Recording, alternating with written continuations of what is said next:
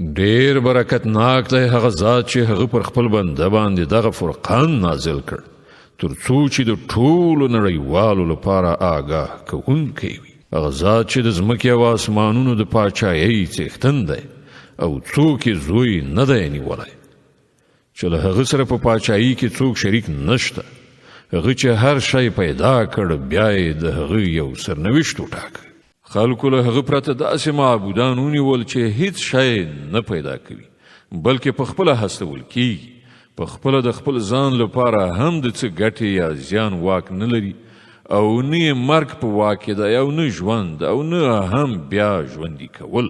او هغو کسانو چې کافر شوي دي وویل چې دغه فرقان له ځانه جوړ کړی شوی شی دی چې دغه سړي په دروغو رامنځته کړی دی او ځینو نورو خلکو په دې کار کې له ده سره مرسته کړې ده. لوی ظلم او سخت دروغ دي چې دوی پرې درېدلي دي. وایي دا د پخوانو خلکو لیکل شوي شیان دي چې دی نقلونه کوي او هغه ده ته سهار او ماښام اورول کیږي. ای محمده دوی ته وایه چې دا هغه چا نازل کړی دی چې د ځمکې او اسمانونو په راز پوهیږي. حقیقت دا دی چې هغه ستر بخښونکی او مهربان دی.